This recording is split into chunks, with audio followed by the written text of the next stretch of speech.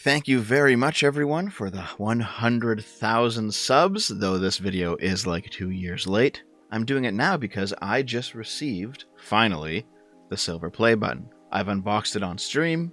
It's nice and shiny, though I did smudge it up a bit with my fat thumbs. And now I can return to being a bit more edgy since I had to temporarily sanitize the channel in order to be eligible for it. However, I'm reminded of Sargon's 100,000 back in the day, where he decided to take the opportunity to shout out smaller channels, including mine, by the way, that he thought was worthy of your attention. So I'm going to do the same thing. I've got more channels to shout out than he did back then, but I'm also going to include channels that aren't quite political. So basically, this is going to be a list of channels that I think you should watch that are all under 100,000 subs. Now, just to be clear, there are many YouTube channels over 100,000 subs that I do watch, but they don't need a bump from me. Plus, they're probably the same ones that you watch anyway. So today, I'm just going to be going over the ones who are a little bit smaller, who would probably appreciate a little bit of a spotlight, that I think you should be checking out. With, of course, a special list of mentions at the end, so stay tuned for that too. All right, let's get going. And because I'm going alphabetically, the very first channel in the list is Academic Agent. Now, Academic Agent and I disagree on basically everything. But that's okay, because I like to hear other people's opinions on things. I like to hear other perspectives. And if you basically want the neo-reactionary view of politics, Academic Agent is the guy to go to. He first hit my radar when President Sunday banded together with a bunch of leftoids and got him fired and cancelled from his job, and I've been watching him on and off ever since. Second up is Ace1918. He's been a viewer of mine for a while. He does a lot of cultural stuff, but I think probably most importantly is that he's had a lot of trouble getting his channel monetized. So maybe a boost of subs will help him out, so please consider following him. Next up is actually Tina. Now, Tina is not a professional YouTuber in any sense of the word, and basically all she does is she streams Final Fantasy stuff. I've had fun raiding her a couple times because she usually gets all flustered whenever I do. But where actually Tina's really known is on Twitter. I first encountered her account during Gamergate. She's non-partisan politically, and her takes tend to be hilarious. So I don't know about her YouTube, because it's just Final Fantasy, but if you're on Twitter, definitely follow her. And speaking of Gamergate, the next channel I'm sub to is Airplay. This is an upcoming documentary about Gamergate. If you're interested in the old lore and having the now decade-old story retold, this would definitely be a channel worth subbing to for when the documentary comes out. This is Anastasia from Anastasia in Tech. Her thing is talking about microchips and AI. She's very intelligent. She definitely knows her stuff. And if that topic's interesting to you, she is the one to be following. Next up is Appabend, a Filipino Shota who really used to make a lot more videos than he does. I think his channel would be blowing up if he actually made consistent content, but he seems to want to do things at his own pace, and hey, that's his choice. He kind of reminds me of Third World It's a Gundam, so check him out. Next on my alphabetical list is Big Nick. But Big Nick is mostly known for being Not So Erudite's boyfriend. It's misogyny that he came first, guys. Nick often appears in Not So Erudite's content, and frankly, Erudite is great. She's a fellow Canadian, so represent, but also she's very educated in terms of psychology. You want to see some top-tier psych takes, as well as debates and memes and general shitposting. Hers is a pretty good channel to follow. I've talked to her a couple times now. I'm happy to be acquaintances with her, and I would love to talk to her again in the future, so let's hope it happens. We're in the B's now. Blaze the Hedgehog. His channel is strictly not political. This is all about, like, Sega history. Because I'm a gamer, I love that sort of thing. Borderline OCD. His whole thing is repairing old consoles, like the hardware, placing parts or soldering things or whatever. This is actually also a hobby of mine, too. I've done a lot of console repairs, console mods in my off time. I follow a lot of bigger channels that do this sort of thing, and they're all pretty good too. But his is the only channel that I follow that engages in this hobby that is under 100k. There's just something about tinkering around with old hardware, you know? Opening up that old Super Nintendo or whatever from your childhood, seeing how it worked, it's just so fun to me.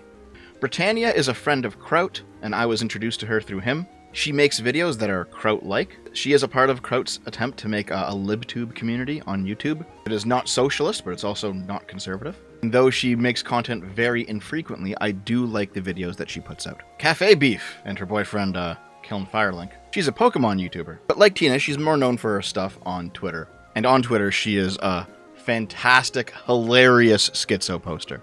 Definitely worth following. Caleb Hart. Caleb Hart's on here? Jesus, he only has 41,000 subs on YouTube. Caleb Hart is a huge Twitch streamer, dude. He gets like several thousand viewers on Twitch every single time he streams. He's one of the most well-known speedrunners in the world. He does Final Fantasy VII speedruns, he does Mega Man X speedruns. I find his stuff to be hilarious. I guess his YouTube channel just doesn't get much traction. He's one of the OGs, though. He's been around for like 15 years, and he's still great. Cherry is a Destiny orbiter. She definitely plays up her physical attractiveness during her streams, but she doesn't do the tee-hee bimbo thing. She's actually pretty intelligent, too. I've spoken with her a few times in private. She's always been a pretty chill person, and though I don't have much time to watch streams anymore nowadays, when I do tune into her show, I tend to have a pretty good time. Chaseface is a follower of mine. He actually reminds me a lot of SFO-CIAL, but I can't shout out Silo because he's more than 100,000 subs. Chaseface is definitely cut from the same cloth, though. He does video game analysis and reviews, a lot of it revolving around current video game culture. His stuff is not explicitly political, but he is definitely not a leftist. Chatmort's vlogs are pretty good, but like other people on this list, she is way more well known for her Twitter posts. Another person that I met during Gamergate, I've always enjoyed her takes. She's pretty funny. Chud Logic. I've enjoyed all my private talks with Chud. He's a pretty good guy, it seems. I haven't known him for that long, so I can't, super vouch for him. But his content's hilarious. He's pretty good faith whenever he engages with a subject. He triggers the fuck out of the leftoids just by basically existing as somebody who was once a radical leftist and now no longer is.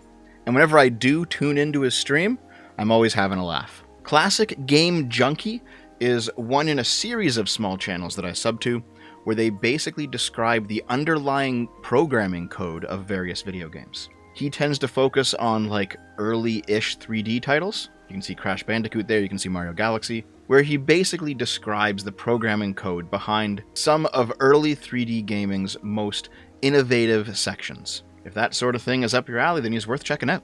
Conversations with Curtis holds a special place in my heart. It's hosted by Paul Morgan Stetler, who played Curtis from the FMV game from the 90s, Phantasmagoria 2, A Puzzle of Flesh, and the entire project of his channel has been about documenting old 90s FMV games, a period of gaming history that has basically fallen by the wayside, and showing love for this oddity that existed between the transition from 2D gaming to 3D gaming, where everyone thought for a couple of years that FMV games, movie games, were going to be the next big thing.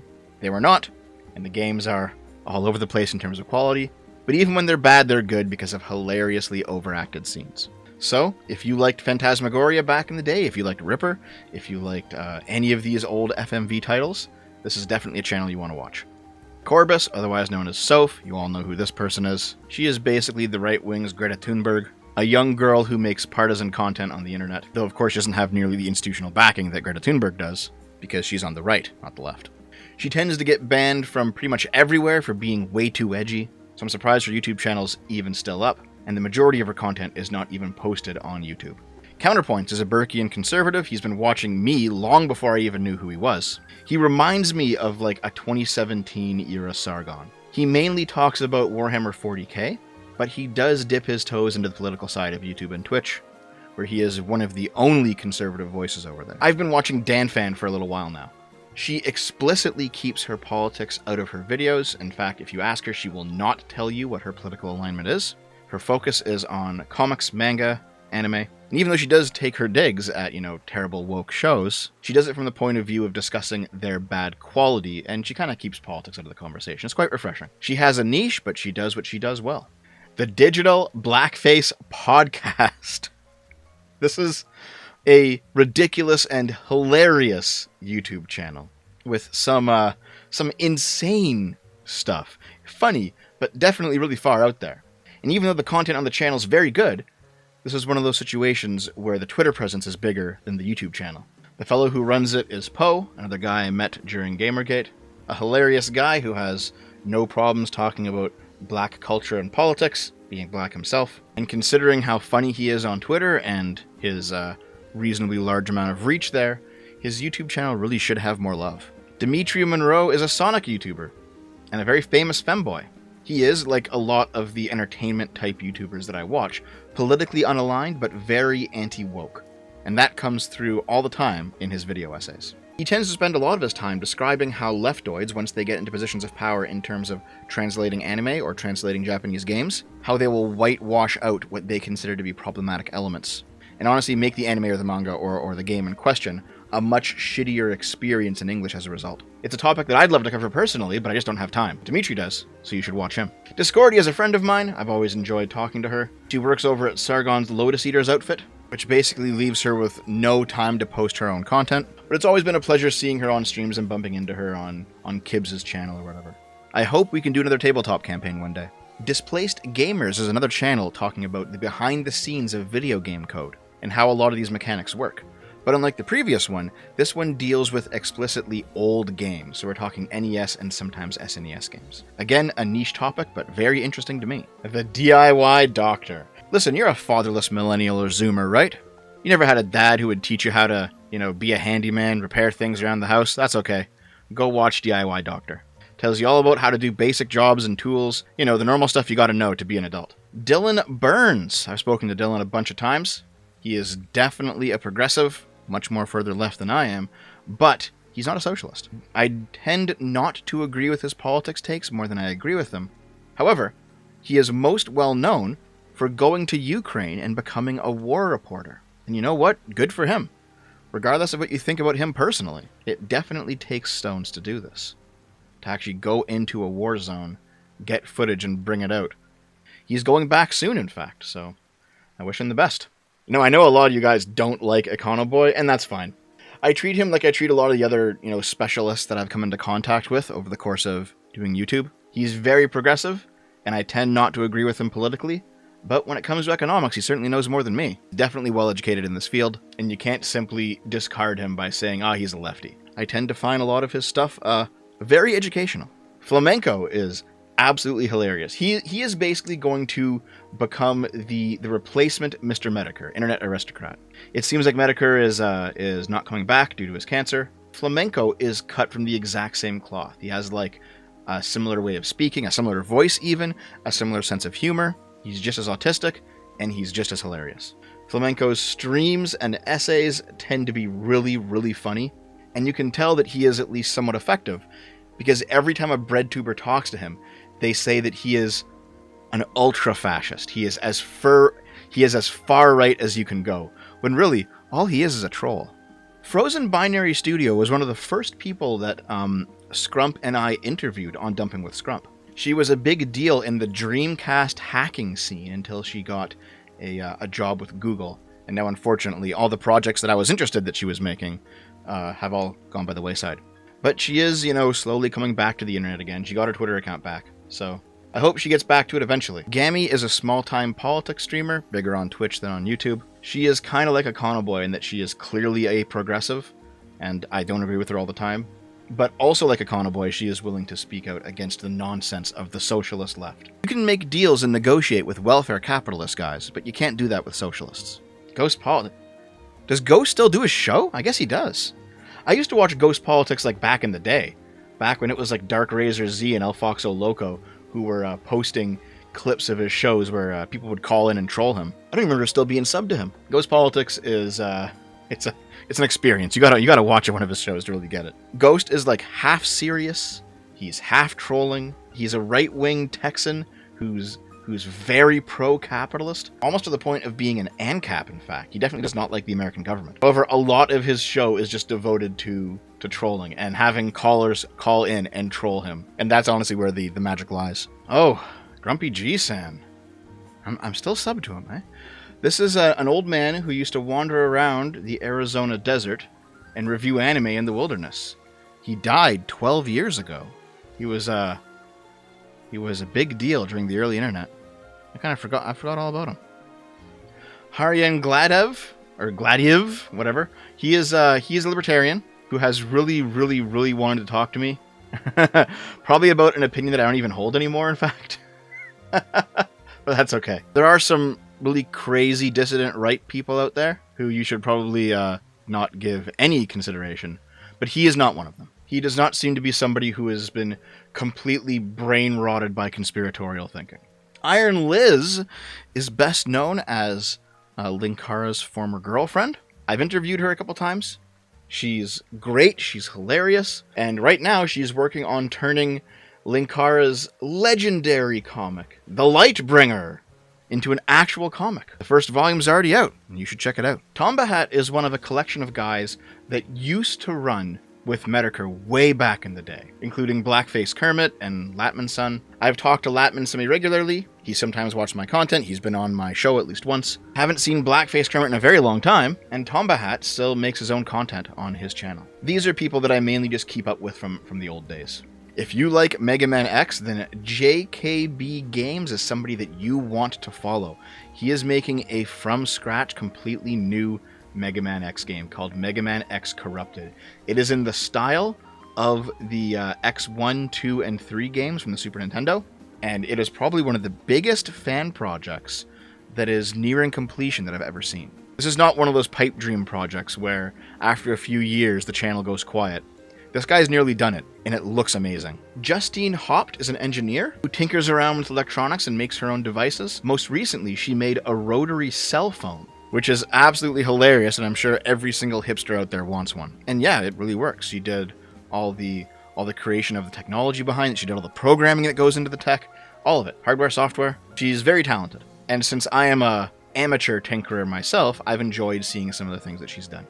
Lady Decade reminds me of Larry Bundy Jr., only just a female version. She does a lot of deep dives into obscure bits of old video game history. We're talking beta versions of games, or ROM hacks, or like third world clones and stuff. It's all stuff that's very interesting to me. Layman is a Canadian conservative YouTuber who makes the occasional appearance on Twitch politics panels. He and his girlfriend Anna have become decent acquaintances of mine over the past couple years. I enjoy talking to them, and I hope that this channel takes off. Lofty Pixels is, I think, most well known for being one of the Cordring's editors, and you can tell because he's made several viral clips, but they tend to go viral on Twitter, not on YouTube. Nonetheless, video and audio editing, image editing, all stuff he seems to know how to do. He's got a pretty snappy delivery in all of his jokes, and overall, just a funny channel to watch. NotRub is basically a channel that archives all of Spoonie's lost content. If you're a fan of the Spoonie one, Noah Antweiler, and you've noticed that his channel is basically a desiccated husk with most of its content scrubbed off of it, NotRub has archived as much as possible and uploaded it. This is like old reviews, old vlogs, stuff that was exclusive to Blip TV and then was lost when Blip TV finally closed. He's got a lot of it here. So if you ever wanted to go down memory lane and see when Spoonie was good, this is the channel to go to. Oh Ho Ho Joe-sama is a channel full of laughing anime girls. That's it. That's the whole channel. I guess if you ever needed like a proper reaction video to post on Twitter or something, you could come here and grab one. But that's all this channel is. I don't even know why I'm subbed to it. Politics with Paint is another channel like Kraut's, in that it's a Poland ball channel. Like Kraut and like Hoser and like a lot of these other politics channels. This is all stuff that interests me personally because it has a focus on history and it uses Poland balls. You know what this is, you know if you like it, check it out. Rachel Richards is a viewer of mine and is an anti-leftist trans woman. A lot of her content is vlogs about trans issues from a non-leftist perspective, which by the way is kind of a refreshing perspective to see since the left claims all trans people as their own. She hasn't done very much, and she has one niche, but what she does is done well. Ravignon is another person that I met through Kraut, and he is probably one of the only people that I've encountered that is both a socialist and actually somewhat honest. It's a very rare thing. I've spoken with him privately a lot, and we have some very rowdy debates. He's helped me sharpen up a lot of my ideas, especially ideas about the left. And really, it's so rare to see an actual honest socialist who, isn't evil, that he's probably worth following just for that alone. Ray Dude, this is a channel that is basically dead. It's fine though, because his claim to fame is that he made the legendary Newgrounds animation Link's Quest for Ass back when I was in high school. And though his channel is mostly just talking about games and doing some speedruns and stuff, he also has a series of documentaries talking about the making of that legendary animation, which I found to be hilarious to watch. It was like I was back in high school again. So much fun. If you remember the old days of Newgrounds, you definitely want to check this guy out. Riley Grace Rochon is another politics streamer who was cancelled and driven off the internet by leftoids. She's been trying to become a professional lawyer, I think, for a long time, and the leftoids actually called, I think, her bar association to try to get her career fucked up. Didn't work out, but she's decided to take a break from the internet. I hope she'll be back one day, because she's very intelligent, and this will be the channel that you want to follow her on if she does ever return. Rose Mullet, or is it Moulet? I don't know. She's another trans non-leftist who who has been slowly making a name of herself in the online politics space over on Twitch. It's honestly really refreshing to me to see trans perspectives outside of leftist dogma. Also, she does music too, but I think most people are here for her politics. And here's my friend, Rose of Dawn. She used to do a lot of political content, but she's since taken a break from that. She is a non-leftist, but she's also more explicitly pro-right-wing than a lot of the other trans women we've talked about today. Which is, by the way, why Shinigami Eyes marks her as red. But she has been a bit burnt out on politics recently, so she's taken some time off from that. Rosa Kotal is a VTuber, a snake VTuber that I follow and that I'm kind of acquaintances with. And in fact, I might as well just lump all the VTubers that I follow in right now because I'm not much of a VTube person, and there's tons of VTubers nowadays, so I might as well just recommend to you the ones that I think are small and interesting. Rosa, Tomo, Bat at Video Games, and Vote for Waifus. You know what VTubers are about? Cute anime avatars, cute voices, playing video games. You all know why you're here. You're here to simp. You're here to jack off. I get it. It's okay. These four are the ones that are the most interesting to me. Shenmue fans. Pretty much is in the title, isn't it? This is a channel for the Dreamcast sleeper hit Shenmue. Has a cult following nowadays. If you like Shenmue, you know what this is about. If you don't, not for you. Side Scrollers is back. In fact, they're live now while I'm recording this. Side Scrollers was a podcast on screwattack.com headed up by Stuttering Craig. Stuttering Craig has revived the Side Scrollers name for his new channel. Basically, Stuttering Craig built up Screw Attack. He sold it to Rooster Teeth. He then went off on his own, restarted his channel. He's doing his own thing, and he's bringing Side Scrollers back. So good for him. If you like the old Side Scrollers back in the day, I know my editor Dave does. He listened to that podcast a lot on the bus going off to college every day.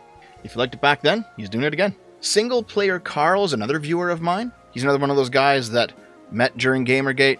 He's more prevalent on Twitter than he is on YouTube, but he is trying to branch out into YouTube with some of his own content, as well as a program that he calls the Fried Chicanery Podcast. He's kind of like Poe in that he's a non-leftist black guy who talks about black politics and culture. He's always really funny whenever I see him, and he is worth a follow. Sonsol is one of those poor souls who used to be a breadtuber and has since broken out of their orbit. Back when he was a breadtuber, he was actually quite hostile towards me. He has since apologized for that. We've had a few conversations, and he's definitely like, my God, I can't believe how dumb I was back in the day. He actually reminds me a lot of me when I was a communist, though I was younger than him when I was a communist. Whenever he describes a lot of his time in the radical left, he frames it like that he knew deep down that none of this would ever work, but he was kind of suppressing it because, one, he didn't like the current system, and two, he wanted to keep all of his friends like Vosh and stuff. But then finally the contradictions of the system became too great, and he basically found himself at a crossroads where he could just be a grifter and lie, or he could, pull the band-aid off, start speaking the truth, and it would be costly for him, and it was. He lost all of his friends, which is why his channel is much smaller than it used to be. BreadTube absolutely hates him now, in the same way that they hate Chud Logic for daring to leave them. Sophia Norwitz is just great. I first interviewed her during the George Floyd riots, where she was doing on-the-ground reporting. Since she's local to the area, she went down there with her camera, she was recording what was going on, and she described to me during that interview, she had been kind of in a slump in her life, and doing the on-the-ground reporting invigorated her life again. And now she's like, she does do the Twitch streaming thing, she does review games, and she does like all the kind of game journo stuff, again from a non-hegemonic leftist perspective. She's very much not part of the left. But when there's an opportunity to do like real on-the-ground politics reporting, she does that too. I enjoy her streams, I enjoy her reviews, I enjoy her takes on Twitter. She is the full package deal. Stardust is cut from the same cloth as people like Chud Logic and Cherry and Flamenco and Sonsol. These are all people who are heavily engaged in the Twitch politics sphere. They're not socialists, and they're really spicy. Though Stardust is a progressive, she also has a very good head on her shoulders. She's not afraid of admitting when she's wrong or when her political side is fucked up some way. She's not really a partisan, she's not really ideologically bent, and she is one of the few people that I've met in the Twitch politics space that I can honestly say has a good faith conversation every single time. And she's also one of the only ones in that space who's willing to talk to people outside of, let's say, the leftist orthodoxy. And she gets a lot of shit for it. There's constantly conversations about, is Stardust platforming people responsibly? And I've always told her, she should just tell them to fuck off. Have the conversations you want to have. And I respect her for it. So you should follow her. The Halfling, formerly known as Paleo-Angloism, who was formerly known as British Knight. He's been watching me for years. I've been on his channel a couple times. He's very close to being an ANCAP, and I do not agree with his politics at all. But unlike most radicals, he's very polite, and I can often have a good faith conversation with him. Due to IRL stuff, he has less time to make content than he used to, but he is planning to come back soon with something or other. I guess we'll see. The Offensive Tranny is a female-to-male trans person who is, again, presenting a non-leftist trans perspective on a lot of these trans topics. He reminds me a lot of Blair White, though obviously he's more masculine and Blair is more feminine, and Blair's also way more popular. But he seems to be cut from the same cloth, so if you like that sort of thing, you should check him out. Oh yeah, the Snit Zone. If you're Canadian, you know exactly what this is. YTV, very famous Canadian television channel for children, had a host for the in-between cartoon segments that was a TV covered in purple goop, whose name was Snit. Probably one of the biggest things that any Canadian millennial remembers about the 90s is Snit's antics. And the fact that he's been revived and given his own YouTube channel is just hilarious to me. The Britisher does primarily The Week That Was, which is a pretty good replacement for Sargon's This Week in Stupid. When I was banned a few years back, he hosted one of my videos, my weekly sip, until I got my channel back, which is very kind of him. He is very much a classical liberal type. So if you're into Sargon's older stuff, or if you're into me or V or somebody, he's definitely worth checking out. Then finally, Warren Ray, otherwise known as Bastiat. He is a self-identified neoliberal. He's probably the most high-profile neolib in the Twitch politics sphere, and he basically argues for normalcy. I have my problems with neolibs, I'm sure we all do, but Bastiat's got a pretty good head on his shoulders. He knows what's going on. And there we are. Those are all the channels that I'm sub to that are under 100,000 subs. And you guys should be checking them all out. Of course, this thank you for 100,000 subs video would not be complete without actually thanking some people. There is, of course, my closest internet friends, Sargon, Arch, V, Kibbs, and Lilith. These 5 people have helped me immensely in more ways than I can count. If you watch me, you already know who they all are, and I cannot thank them enough for everything. There's also a number of other people who have given me a lot of help over the years too. The EFAP guys, Rags, Mahler, and Fringy. The TISM guys, Bearing, Dankula, and The Quartering. Adam Friended and PSA Sitch from the Adam and Sitch Sunday Show. Madrybread, the Let's Player and Pokemon Challenge YouTuber. Taftaj, a former SFO fangirl turned friend. Xaver, somebody I've known for over a decade now. Spooky, Minaris, and Denziel, the Borderlands crew. C. Hoffmani, otherwise known as Harper, one of my most lasting friends that I met during Gamergate. Though she's definitely not pro Gamergate anymore, but that's fine. Singing Reaper, who has the unique distinction of being the only BreadTube viewer I've ever met who is nonetheless not retarded. There's Croat, who I became friends with while he was off the internet. I realized that I was pretty much wrong about everything I had said about him during the Dumping with Scrump days. I apologized, he forgave me, and we became pals. And there's Colink, someone who is semi-local to the area, and who, as long as we keep growing here, will be the first employee who is not one of my IRL friends. These are all people who have helped me out over the years, and I appreciate all of them. There is, of course, a special thank for all of my moderators, both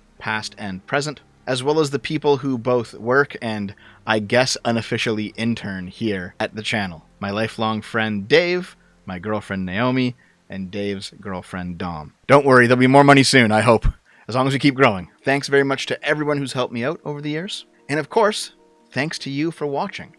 I wouldn't have come this far without you. I'm not going to cry like Mundane Matt did over his silver play button, and I'm under no illusions that I'm ever going to get to 1 million, within my lifetime or otherwise. But hey, who knows, it might happen. I guess we'll have to see. Alright everyone, thanks for sticking with me for this absurdly long thank you video. I will see you guys next time. I love you.